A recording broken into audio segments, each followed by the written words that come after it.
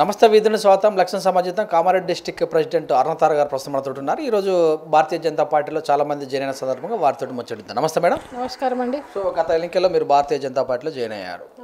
So ఎలా అనిపిస్తుంది అసలు భారతీయ జనతా పార్టీ అంటే ఒక రకమైనట్టు క్రమశిక్షణ గల పార్టీ, మీరు పొచ్చుకుతారా ఇందులో? ఖచ్చితంగా పోసుకుతున్నాం కాబట్టే నడిపిస్తున్నాం. ఎలా అనిపిస్తుంది సిద్ధాంతం పరంగా? మీ యొక్క బ్లడ్ చూస్తే సిపిఐ భావజాలం ఉన్నటువంటి వ్యక్తుల నుంచి వచ్చారు మీరు, దానికి దీనికి దాదాపుగా పూర్తి డెడ్ ఎగనెస్టే. అట్లేం లేదండి, పార్టీ పైన ఇష్టంతోనే రావడం జరిగింది. దాదాపు 2 సంవత్సరాల నుంచి పనిచేస్తున్నాం. పార్టీ కూడా నమ్మకంతో అధ్యక్షురాలుగా అక్కడ డిక్లేర్ చేశారు. అప్పటి నుంచి కూడా అందరూ కూడా మంచిగా పనిచేస్తాం. పార్టీలోకి దుబ్బాక తర్వాత కొంచెం ఉత్సాహం రెట్టింపు అయ్యింది. సో ఎలా ఉంది? చాలా బాగుంది. దుబాక గెలవడం అనేది బీజేపీ పార్టీకి మాకు చాలా అవసరం ఉండే. తెలంగాణ రాష్ట్రంలో బీజేపీ సత్తా చాటడానికి 2 అవకాశాలు దొరికినాయి కాబట్టి ఏ కోణాన కూడా దాన్ని వదలొద్దు అని ఆలోచించారు పార్టీ వాళ్ళు. ఈరోజు అది బీజేపీకి చాలా అది ప్లస్ అయింది. బీజేపీ ఎదగడానికి కానీ కార్యకర్తలు చూపు అటువైపు బీజేపీ వైపు చూడడానికి కానీ మా సామాన్య జనాలు కూడా బీజేపీకి వెళ్తే బాగుంటుందని ఒక ఆలోచన మాత్రం కలిగించారు. సో ఎల్లాక పార్టీలో జాయిన్ అవుతున్న సందర్భం మీరు ఒక ఆరోపణ చేశారు, అక్కడ జరుగుతున్నట్టు ఇసుక మాఫియా పనిచేస్తుంది, ఒక రిపోర్ట్ను కూడా ఇటు చేయడం జరిగిందని చెప్పారు. సో ఇప్పుడు కూడా జరుగుతుందా? దీని మీద మీరు ఏమన్నా పోరాటం చేసే అవకాశం ఉందా? కామారెడ్డి జిల్లాలో బాన్స్వాడ అలాగే జుక్కల్ నియోజకవర్గాలు, ఈ 2 నియోజకవర్గాల్లో దాదాపు నాకు తెలిసి 20 సంవత్సరాల నుంచి అక్కడ ఇసుక క్వారీ నడిపిస్తూనే ఉన్నారు. అయితే టెంపరీగా ఒక 6 నెలలకు 3 నెలలకు అట్లా నడిపించి ఆపేసేవారు. ఇప్పుడు తెలంగాణ రాష్ట్ర ప్రభుత్వం ఏం చేశారంటే ఆ మంజీరా నది దానిపైన ఒక చెక్ డ్యామ్ నిర్మాణం చేయాలని చెప్పేసి ఒక జీవో ఇష్యూ చేశారు. దాంట్లో 2 మీటర్లు ఇసుక తీయాలి, తర్వాత చెక్ డ్యామ్ కట్టాలనేది ఒక జీవోలో తీశారు. ఈరోజు జీవోలో ఉన్నది ఏమాత్రం కూడా వాళ్ళు పాటించట్లేదు. 6 నుంచి 9 మీటర్లు 10 మీటర్ల లోపలికి ఇసుక తీసేసిండ్రు ఆల్రెడీ. రోజు 1000 లారీలు ఓవర్లోడ్తోని మేము కొట్లాడి ఎన్నో సంవత్సరాల నుంచి కొట్లాడి రోడ్లు వేయించుకున్నాం. అక్కడ కనీసం నడవడానికి కూడా రోడ్లు లేకుండే. ఊర్లలోకి వెళ్తే మోకాలంతా బురదలో మేము ఊర్లలోకి వెళ్ళి వాళ్ళ కష్టాలు తెలుసుకొని అన్ని కార్యక్రమాలు చేస్తుంటేవి. అట్లాంటిది ఈరోజు కనీసం నడవడానికి రోడ్ లేకున్నటువంటి ప్రాంతాల నుంచి ఇసుక తరలిస్తూ ఉన్నారు. చాలా బాధాకరం. ఒక లారీలో ఎంత ఉండాలి ఇసుక, ఎంత టన్నులు ఉండాలి అనేది ప్రతిదీ కూడా జీవోలో ఉంది. ఆ జీవో పక్కకు పెట్టేసింది. కేవలం మేము మనకు ఎవరైతే అడుగుతారో వాళ్ళకి ఇవ్వడానికే జీవో ఉంది తప్ప ఆ జీవో వాళ్ళు ఏం పాటిస్తలేరు. అది కూడా ఈ 2 సంవత్సరాలు తెలంగాణ రాష్ట్ర ప్రభుత్వంలో ఈ 2 సంవత్సరాలు మొత్తం ఇసుకనంతా దోడేసి ఆస్తులు కూడబెట్టుకోవడానికే తప్ప ఆడ చెక్ డ్యామ్ కానీ ఇంకా వేరే ఇతరత్ర ఏం కట్టడానికి కూడా కాదు. ఇవన్నీ కూడా అబద్ధం. ఆ జీవో అబద్ధము. ఈరోజు వందలాది లారీలు ఆ ప్రాంతం నుంచి వెళ్తూ ఉన్నాయి. పక్కన ఉన్నటువంటి బాన్స్వాడ నియోజకవర్గంలో ఇసుక మాఫియా నడిపిస్తున్నటువంటి పెద్దలు ఉన్నారు. మా నియోజకవర్గంలో నడిపిస్తున్నటువంటి మాఫియా మా దగ్గర కూడా ఉన్నారు. కాబట్టి ఈ పోలీసుల సహకారంతో, ఎంఆర్ఓ రెవెన్యూ సహకారంతో జనాల ప్రాణాలు ఎవరు వచ్చినా కానీ ఆ లారీల కింద తొక్కేసి మేము అన్నంత ధీమాగా ఈరోజు రవాణా చేస్తూ ఉన్నారు. కాబట్టి చాలా బాధాకరం. ఈరోజు నేను ఆరోపణ కాదు, ఇది సత్యం జరుగుతున్నది. ఎప్పుడు వచ్చినా కానీ అక్కడ వందలాది లారీలు కనిపిస్తూ ఉన్నాయి. మొన్న జనాల ఏదైతే మత్తులో ఉండి లారీ డ్రైవరు ఒక అబ్బాయిని ఢీకొట్టి వెళ్తూ ఉంటే అందరూ గ్రామస్తులు చూసిన వాళ్ళందరూ కూడా ఆపి ఆ లారీని తగలబెట్టేసిండ్రు కోపంతో. ఎందుకంటే అప్పటికే చాలాసార్లు ధర్నాలు చేసిండ్రు, చాలాసార్లు చెప్తున్నారు లారీలు నడిపించొద్దు అని. అయినా కానీ మండల్ హెడ్ క్వార్టర్ నుంచే నడిపిస్తున్నారు.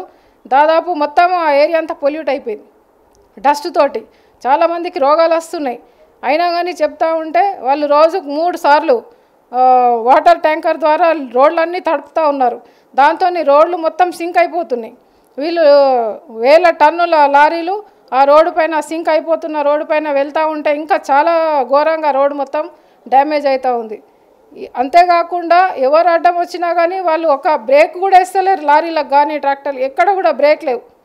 దానికి ఇంకా మళ్ళీ పోలీసు వాళ్ళు అందరూ కూడా 2-3 లారీలు వరుసగా తీసుకుపోతున్నారు. పోలీసు వాళ్ళు ఉండి లారీలను తరలిస్తూ ఉన్నారు. ఎందుకు మీరు అంతగానం పోలీసు వాళ్ళు ఎందుకు ఉన్నారు అక్కడ? ఎందుకు వాళ్ళకి సెక్యూరిటీ ఇస్తున్నారు?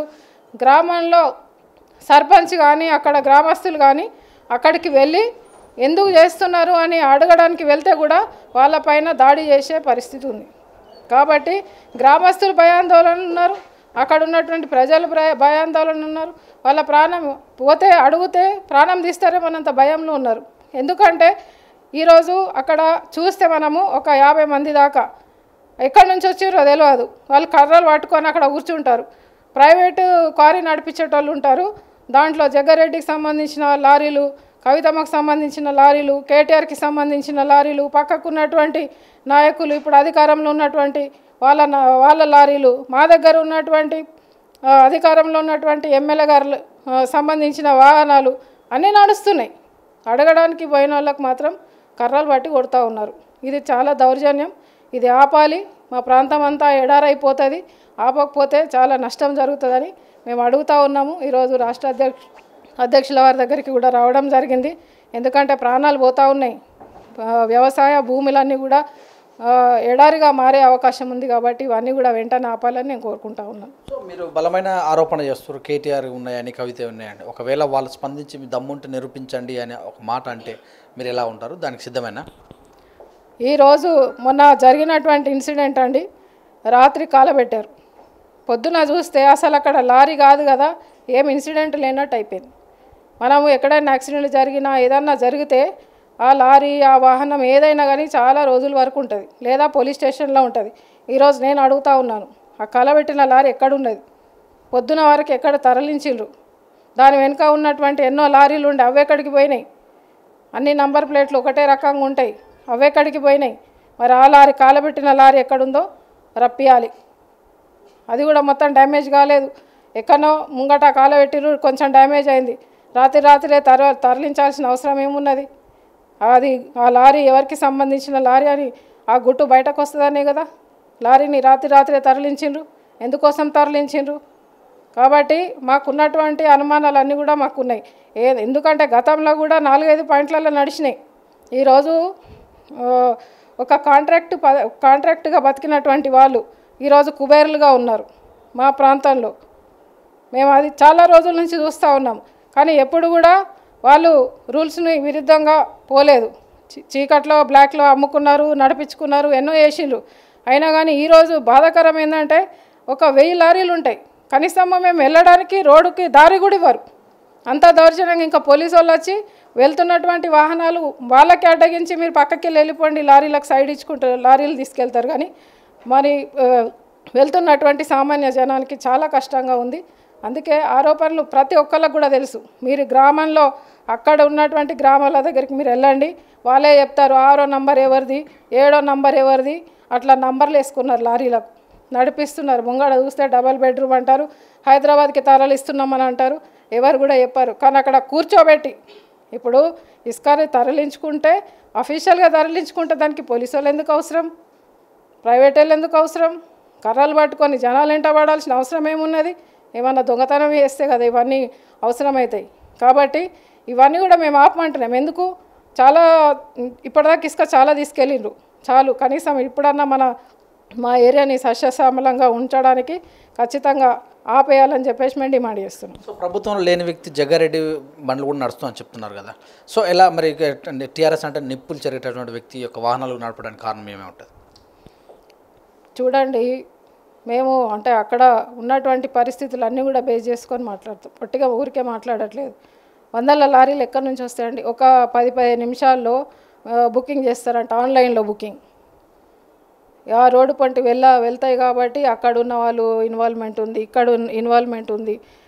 వాళ్ళు వెళ్ళి అడిగితే ఇవి ఎవరి లారీలు ఎందుకు పంపిస్తలేరు, మా ట్రాక్టర్లని ఎందుకు నడపనిస్తలేరు? కనీసం మేము ఇల్లు కట్టుకోవడానికి మాకు పర్మిషన్ ఎంఆర్ఓ గారు ఇచ్చిండ్రు, తీసుకెళ్తాము అని అంటే కూడా తీసుకొని ఇస్తలేరు.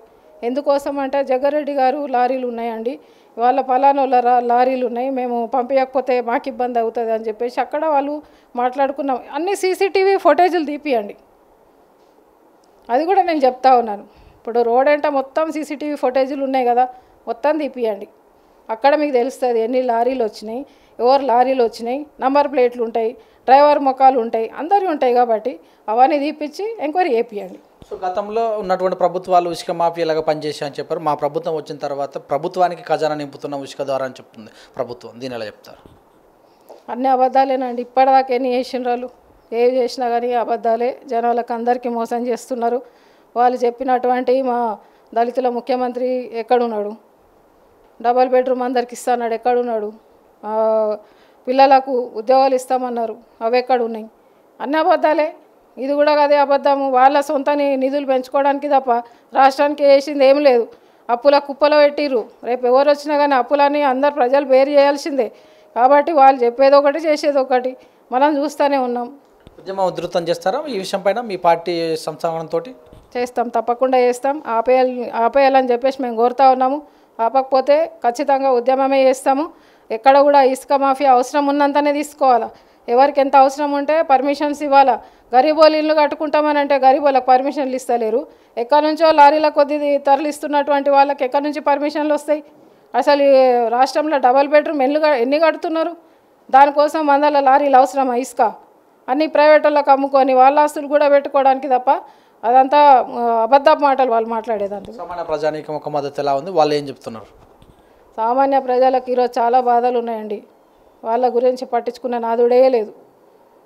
ఎమ్మెల్యే గారు చెప్పారు, అది మంత్రి గారు చెప్పారు, ఇవి చేస్తా అన్నారు, ప్రభుత్వం చెప్పింది, అవన్నీ ఏం లేవండి. చాలా బాధల్లో ప్రజలు ఉన్నారు. వాళ్ళని పట్టించుకునే పరిస్థితి ఎవరికి లేదు. ఊర్లలో తిరిగే పరిస్థితి ఎమ్మెల్యేలకు లేదు. ఎందుకంటే ఓట్లు వేసుకునేటప్పుడు ఎన్నో రకాల హామీలు వాళ్ళు ఇచ్చినారు. ఈరోజు ఊర్లలోకి వెళ్తే కొట్టే పరిస్థితి ఉంది. కేసీఆర్ గారి నోటు వెంట ఒకసారి మాట వచ్చింది, నేను చెప్పినా చేయకపోతే తలకాయ నరుక్కుంటున్నాడు, చెప్పినా చేయకపోతే ఓట్లు అడగడానికి రానన్నాడు. ఈరోజు ఆయన ఏం చేయలేదు. వాళ్ళ ప్రభుత్వం ఏం చేస్తుంది? కోట్లు ఇస్తున్నామని చెప్పేసి ప్రెస్లలో ఇస్తున్నారు, పేపర్లలో చూస్తున్నారు. నిజంగా కూడా అట్లా ఉంటే ప్రతి నియోజకవర్గం విజిట్ చేయండి. ఏం డెవలప్మెంట్ కార్యక్రమాలు చేసిండ్రో అవన్నీ కూడా ఈరోజు కేంద్ర ప్రభుత్వం ఇచ్చినటువంటి నిధులతోనే చేస్తున్నారు. ఫోటోలు మాత్రం వాళ్ళే పెట్టుకుంటారు. రైతు వేదికలు అని చెప్పేసి పెడతా ఉన్నారు. సిగ్గుచేటు. అక్కడ కేంద్రం నుంచి నిధులు తీసుకొని ఒక దిక్కు ఎమ్మెల్యే ఫోటో పెట్టుకుంటుండే, ఒక దిక్కు సీఎం ఫోటో పెట్టుకుంటారు. పైసలు ఎవరి అండి? సొమ్మొక్కడిది సొక్కొక్కటి లెక్క ఫోటోలేమో వాళ్ళు పెట్టుకుంటారు, పైసలేమో కేంద్రం నుంచి తెచ్చుకుంటున్నారు. చాలా సిగ్గుచేటు. ఎక్కడ చూసినా ఇలా ఉపాధి హామీ చూసినా కేంద్ర ప్రభుత్వం నిధులే. తర్వాత ఇండివిజువల్ లాటరీ చూసినా కేంద్రం నుంచి వస్తున్నాయి. పెన్షన్లు కానీ బియ్యం కానీ ఈరోజు ఏం చేసినా కానీ కేంద్రం నుంచి తెస్తున్నారు. వాళ్ళకి చెప్పుకోవడానికి ఏం లేదు. ఊర్లలోకి పోతే రేపు ఎలక్షన్లలో ఊర్లలోకి పోయి ఓట్లు అడిగితే నిజంగా కూడా ప్రజలు రాళ్ళు పట్టి కొట్టే పరిస్థితి ఉంది. Thank you madam, thank you very much. President అయినటువంటి అరుణతార గారు తెలియజేశారు. ప్రభుత్వం పైన మరి ప్రభుత్వము ఇసుక మాఫియాలాగా తయారయ్యి డబుల్ బెడ్రూమ్ ఇండ్లు ఎన్ని కట్టుతున్నారో తెలియదు, కానీ ఇసుక మాత్రం వేల లారీలు తరలిస్తూ సామాన్య ప్రజలకు చాలా ఇబ్బంది కలుగుతుందని తెలియజేశారు. అందులో మరి జగ్గారెడ్డికి సంబంధించిన లారీలు, కవితకు సంబంధించిన లారీలు, కేటీఆర్కి సంబంధించిన లారీలు అన్నీ ఉన్నాయి. పోలీసులు వాటిని అన్నింటినీ జాగ్రత్తగా తీసుకొని వెళ్ళి బయటకు పంపిస్తున్నారు. మరి ఆ రకంగా తెలియజేశారు. మేము వెళ్ళాలంటే కూడా కనీసం రోడ్డు తోవ కూడా వినటువంటి పరిస్థితి. సామాన్య ప్రజలు ఇల్లు కట్టుకుందామంటే ఇసుక కూడా పర్మిషన్ అయినటువంటి పరిస్థితి నెలకొన్నది. రాబోయే రోజులలో మా బండి సంజయ్ గారి దృష్టికి తీసుకెళ్ళాము. అక్కడ ఉద్యమం ఉధృతం చేశారని తెలియజేశారు. చూస్తుండే with news cameraman గురుమూర్తితో me Suresh Dandu.